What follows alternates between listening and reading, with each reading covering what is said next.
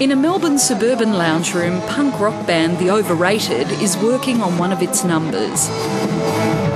But it's numbers of a different kind that lead guitarist Andrew Elvie Price has on his mind.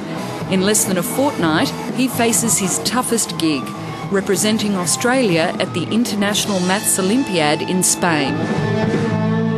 It's like the most important maths competition in the world for high school students. K-1 numbers all equal to 2.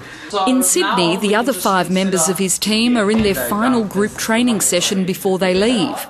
Last year's silver medalist, Max Menzies, is giving some last-minute tips. Okay, when you differentiate log, you get this. You get something like this, okay? They are a lot of fun. They're pretty informal, but the point of them is just so that we can share ideas as a group. With maths, there's often a lot of ways to do one problem, so with our training sessions we get to see all our different ideas and how it can all come together. So that means that each member was chosen after a series of local and national maths competitions. The youngest is 15, the oldest 17. If I, as an experienced maths teacher and someone who's got a degree, if I tried to do the questions, I would probably get none of them right.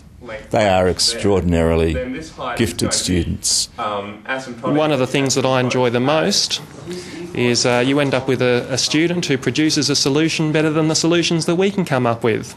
And I find that a delight every time when they've been able to just see through a problem more elegantly and beautifully than perhaps any of their examiners have. Today, the International Maths Olympiad has expanded to include 90 nations. It was initially founded for European countries under the former Soviet Union and was first held in Romania in 1959. Pretty much every science needs a solid mathematical grounding, and if you're going to mount any sort of serious technological program, you need lots of mathematically able people.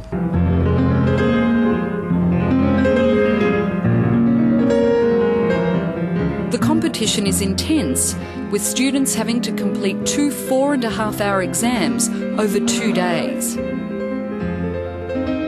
Everyone loves to shuffle their scripts against the table very noisily when they finished a problem, just to sort of finish it off, and there, that's done, and everyone can know about it, and that can be, can really put you off. And if you don't keep your cool and you let it get to you psychologically, that can really put you off and damage your performance.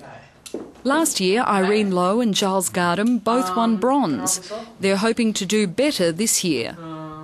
It really depends on the paper and how I'm feeling on the day. If the questions suit me, maybe I'll have a good day and get a goal. If the questions don't suit me, maybe I won't have as good a day.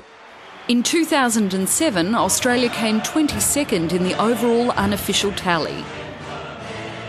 Top is usually China. Last year it was won by Russia. So they're sort of at the top. America and Japan are also very good. Are they taking performance-enhancing drugs? No, I don't think so. But you always hear rumours about the Chinese kids being forced to work at maths and for hours and hours, and then they leave school for a whole year to focus on just the Olympiad. No one knows if that's true. But it's an Australian who still holds a record at the Maths Olympiad, which remains unbroken. In 1988, Terry Tao, at age 12, became the youngest person to win a gold medal. In 2006, he won the mathematics equivalent of the Nobel Prize, the Fields Medal. I would like to be an example that Australians can excel in just about anything. I think it's not just sport. But students aren't heeding the call, according to a report published in May by the Australian Association of Maths Teachers.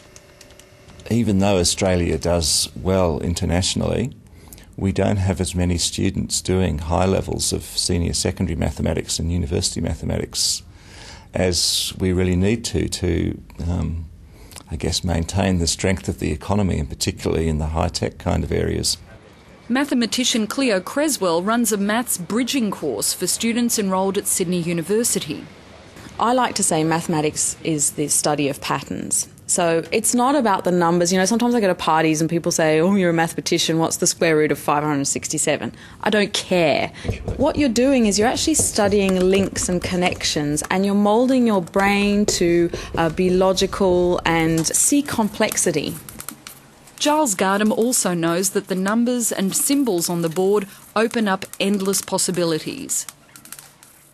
Most of the great advances in science and maths haven't been because we've been trying to solve the everyday situations. It's from researching the abstract that we've been able to find things that we can apply to our everyday lives. The team will have one last week of preparation in Portugal before they head off to Spain. They'll compete against the British in a competition which is reminiscent of another famous sporting event.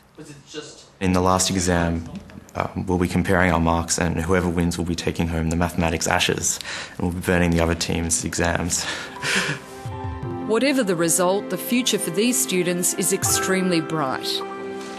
Oh, well, the world is their oyster. They could end up solving, global warming problems, because maths clicks into everything. So they will they don't even realise yet what doors they're opening for themselves.